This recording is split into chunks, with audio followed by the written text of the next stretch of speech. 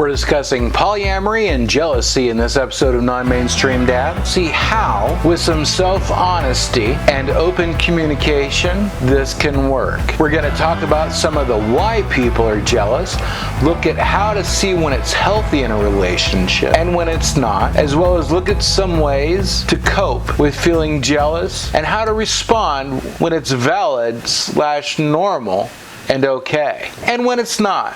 Welcome to Non-Mainstream Dad. I'm Morgan Jones. Thank you for tuning in. Please remember to like and subscribe and comment and talk to me. Let me know what's going on, what you want to hear, that kind of stuff. Today we're going to talk about poly and jealousy. Tomorrow I could talk about your stuff. Let me know.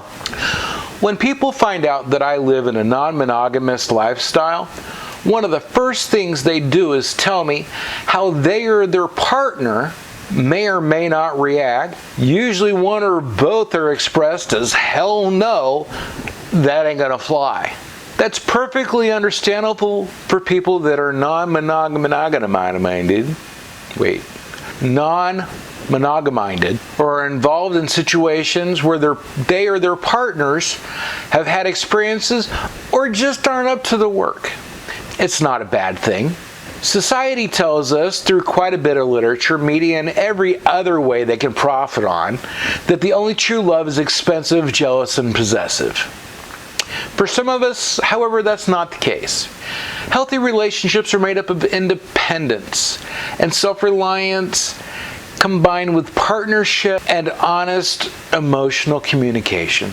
When that's the case, it's less a choice to take a lung-choking plunge into non-monogamy than a necessity to address those pangs of jealousy and see why they are there. Why they are there? Yes, I mean that. There are some people out there that preach a stoic approach to non-monogamy by suggesting that jealousy doesn't have a place with true poly. They are wrong, and this is actually an abuse / a way to avoid accountability for actions within a relationship. Please see my video on relationship behaviors and red flags. Jealousy has many different ways it can be spawned from and multiple ways it can manifest because it's possession-based. For our purposes, we're going to define jealousy as feeling that you're not getting something that you think you should have or expect to have. Sometimes it's healthy, sometimes it's not. Every time you have to ask yourself, why? Why am I jealous? Why am I reacting like this? The first real question to ask yourself is, what am I losing? Because it's possession-based, it's going to be tied to something that you feel you're going to get or not getting enough of or are going to somehow be deprived of. Now, I'm going to back up for a second and cool this down a little bit. Jealousy is about possession loss, but it's not always focused on people as the possession. A possession can be an object, a span of time, attention, respect. Possessions aren't just things we have, they're also the kind of things that we think we're owed, we deserve, or we feel that can be taken from us. But there's some sort of prearranged contract where these things are supposed to exist and or the exchange is pre-agreed upon, and it's called a relationship. They are things that the world around us tells us can be taken away at a moment's notice, brutally, and we are in constant ongoing danger of losing that relationship, that love, the fidelity, and that entire thing. So we're constantly panicking and worried that we will lose them. But if we're in a healthy relationship, it means we'll see right through that, right? No, not really. We're still dealing with that barrage of media, family, people on the street, with constant propaganda that tells us to claim and maintain what is ours. So how do we tell the difference? This is where we need to do a gut check. We need to see if this is a knee-jerk reaction. Is it a reaction because we think we should be having this reaction? I hate the word should. It causes more heartache and horrible self-image and bad communication than anything else in this world. The expectations, whoever imposes them, it's horrible. Is this a reaction due to past relationship baggage? This is a hard answer for some folks, but you really have to look at the trust issues that come out of past relationships to be able to work through this. I'm talking, you have to look at how you reacted in the past to similar situations and how your partners acted and how they reacted in turn to your actions and how they treated you and what their behaviors were to your behaviors in this situation. If you found out at some point that every time your partner talked about they went to go have tacos, they actually cheated on you, you are going to have a reaction / mild panic attack every time your new partner talks about eating tacos. We are easily conditioned animals with brains that see patterns that aren't there and predict patterns that aren't there, as well as ignore patterns that we don't want to recognize because they'd be hurtful to our current mental stability and or the situation that we have at hand. It's all very complicated and mucky. People have to be willing to be patient, but you have to be willing to be honest and communicate your emotions and past trauma, especially when it is being provoked by imagined and or real similarities between current and past situations. Talk it out. Even if it doesn't solve the immediate relationship issue, it will help you in the long run to deal with the issue.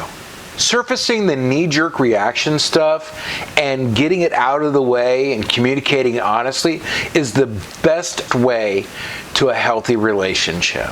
It's not always the fastest or the least painful, but it is the most successful. It is the one that will lead to the highest, longest lasting result. When is jealousy healthy?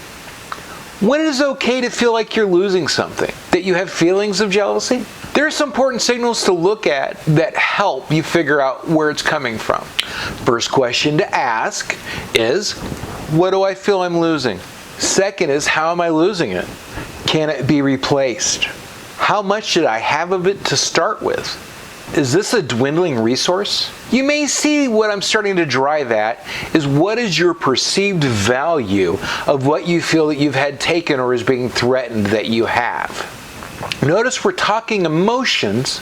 Emotions are valid while you're feeling them, but they have to be investigated and worked through before they can be acted upon.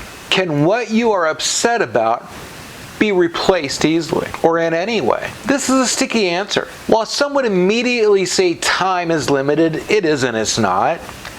It's limited in quantity, not quality.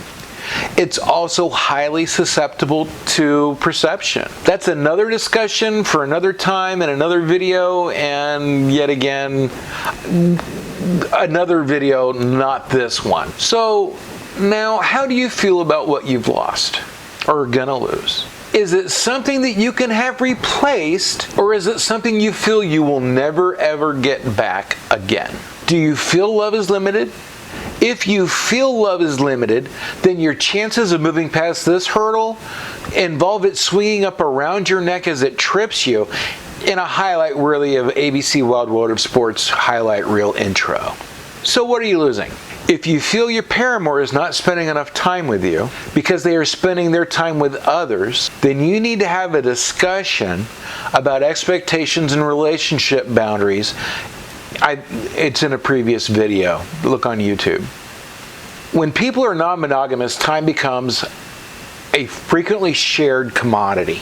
Simply put, attention and time are both fairly high value, and the best way to get the fairest, highest return on that is for everyone to share it. So we're trying to figure out what is valid and what is not valid, and what are you actually objecting to losing. If it's based on losing something, then you need to have that talk I mentioned. When jealousy is justified, you have to discuss things and work them out to the ingredients of the parties involved. You have to negotiate and or then change behaviors to resolve issues, both sides. So maybe the term you're using for jealousy isn't actually jealousy, but you are uncomfortable about a situation, and you have been taught that anytime there are more than two people involved in a relationship, being uncomfortable, being alone, or not being the center of attention is easily labeled as jealousy. What if I told you it's okay to say that you're uncomfortable? That it is okay to say you don't know how to process the idea that your partner is spending time or focusing more attention on another person or having sex with another person.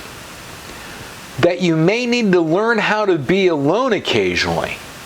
That it is kind of normal for your mind to rave and rant with scenarios of abandonment, betrayal, and being second best because it is a new experience and you have little idea what to expect. You have been programmed to do so by pretty much everything around you for your entire life. I would say it's fairly common and would be what we call in IT works as expected. It's not something that everyone can do from the start or some at all ever. Now the really fun part. With few exceptions, this has nothing to do with your partner, the amount that you or your partner love each other, or the amount that you and your partner trust each other. Without proof of established behavioral history, jealousy is almost 1000% about how you feel about yourself. There is a chance you will have to work on how you feel to get through this. How you feel you measure up to what you want to be. How you feel about yourself as a lover. How you feel about what you get in life and what you feel and you in turn deserve. We need to be whole, healthy people for ourselves and our partners.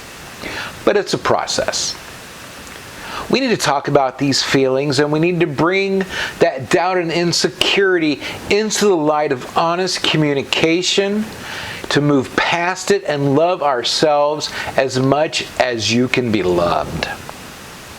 Until then, waiting while your partner is on a date can be nerve-wracking and anxiety escalating. My best advice is for folks who are new to this is to find immersive activities to do while they're killing time. It's a really good time to play a game you love or requires a lot of focus as well as takes up a lot of time.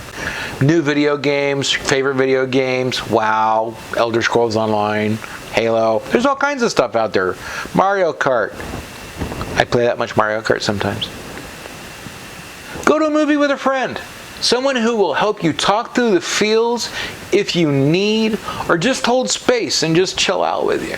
One of the best things about non-monogamy is it tends to help people build support chains. Support structures for people that are in the beginning of non-monogamy are incredibly important. They require support from friends, family if you can manage it, and not just paramours and metamours. Ultimately, in some cases, it may not even be a matter of jealousy. It's a matter of boredom and not knowing how to entertain yourself until your playmate is back again. It's a thing to watch for, especially in long-term monogamous relationships that are transitioning to non-monogamy. To wrap up, I want to say that jealousy is something that can happen for multiple reasons, and most aren't even about the fact that your partner is seeing someone. Be open, be honest, with yourself the most. You'll be much happier in the long run, and everyone will know how everyone feels and where everyone is emotionally within the relationship. Not every green-eyed monster is a monster, but most of them are of our own creation. Thanks for watching. Have an amazing day living your best life. I'm Morgan Jones. Please like and subscribe and leave me comments, and it'll help me make videos you guys want to watch. Thank you so much. Tune in soon. Bye-bye.